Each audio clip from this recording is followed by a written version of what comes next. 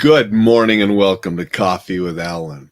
I have a Winnie the Pooh cup this morning because when there's a rumble in Pooh's tummy, he goes looking for honey.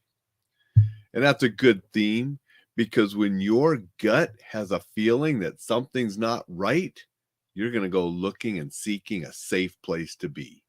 That's the topic this morning. Appreciate everybody that joins live and comments and shares. Appreciate everybody that listens to the replays. Appreciate everybody that listens to the podcast. Thank you very much to all of you. And please help me get this Coffee with Alain podcast and live videos and website out to more and more people so we can have more people enjoying life and staying safe.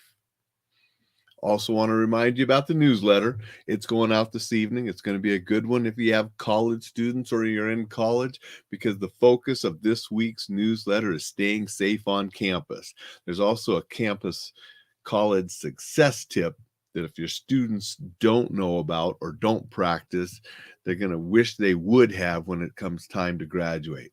So if you're a parent of a college student, you'll definitely want to check it out. If you are a college student or getting ready to go to college, you definitely want to check it out as well. Share with those that are in that same situation. Let's get back to discussing our gut. We naturally pick up signals from our environment, sometimes not even conscious that we're doing it, that are related to keeping us safe. We've all experienced that a time or two or three, depending on your life, maybe many more times. But we get that feeling something's not right. The hair might stand up on the back of your neck. You get this funny feeling that a place, a situation, a person, something's not right there. Now, often we will want to deny that because denial makes us feel better. In active shooter situations, many people deny that people are being shot. They're interviewed later and they say, I thought it was firecrackers. I thought it was a car backfiring. I thought a book dropped, a door slammed. Those are all easier to think about than people being shot and dying. So sometimes we deny things to try to rationalize them and protect ourselves. College students, since we have a college theme today in the newsletter, they might deny it thinking, I'm supposed to be an adult now. Those are childish fears and feelings. I don't need to listen to those. I'm an adult. I need to dismiss those. We don't want to dismiss them as childish. We don't want to ignore them. We don't want to deny them. We have them for a reason. We need to listen to them and look for a way to make sure that we are safe. Prepare to defend ourselves in the absolute worst scenarios. So we get that feeling. We want to stay alert and aware. Sometimes those gut feelings can overwhelm us with the fear. We start breathing, we get scared. We start breathing shallow up in our chest, and we start losing focus. We lose our awareness of what's going on around us. To combat that, you can use something called box breathing or combat breathing, like I teach in many of my live courses.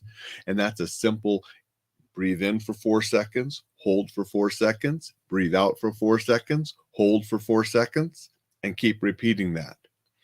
That slowing down and controlling your breathing will help you keep better attention to your surroundings and not be overwhelmed by those feelings of fear.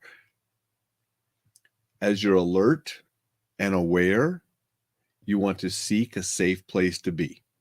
If you're out and about and you saw someone or a place that made that feeling something's not right, go to a location such as a supermarket, some place that's open, a bank, a police station if one's there, a hospital.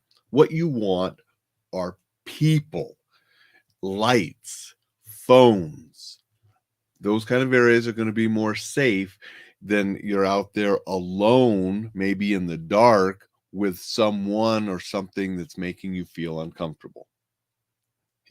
So in your neighborhood, whether it's your college campus or where you live, identify safe places that you may need to go to if something makes you feel uncomfortable. This is especially important on a college campus if you have to walk across during the dark. Winter, it gets dark early. You still may have classes or study group meetings or other activities. Ideally, you're walking with somebody. If you have no one to walk with, you use a campus service. Many campuses will have somebody that can walk with you or drive with you, either in a golf cart or a vehicle. So you don't have to walk across campus alone. But in that situation, you're walking across campus alone. Hopefully, you've already identified safe locations if something were to happen and cause you to feel that it's not safe, or someone causes you to feel not safe. Go to that safe location that you've already identified. And you should have those places around campus or anywhere else you're living and frequently walking or going. You want to know those places. If you're in a totally different place than you've ever been before, you are on vacation, so forth, business trip, identify those places as you're being aware when you're walking around or driving around or whatever you're doing. Going to say good morning. I'm thinking it might be Dixon on LinkedIn, but his name doesn't appear when he comes on LinkedIn. Survival instincts, very primal. They are. We have them for a reason. In modern society, sometimes people don't want to listen to them like they should.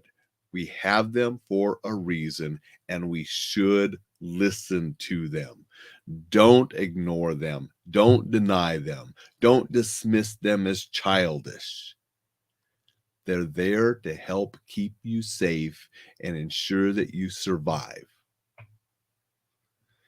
Too many victims have said after the fact, when they were hurt or robbed or whatever, fortunately they were still alive, I had a feeling something wasn't right.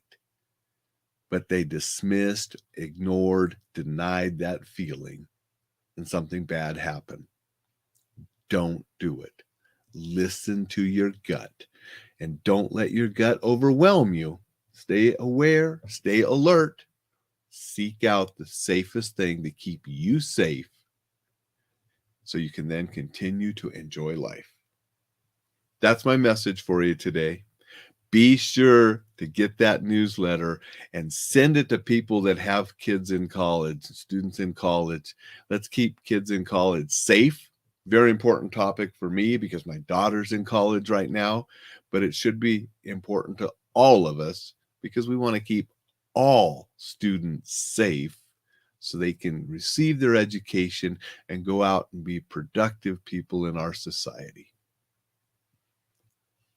Make it a spectacular Super Sunday, and I'll see you tomorrow.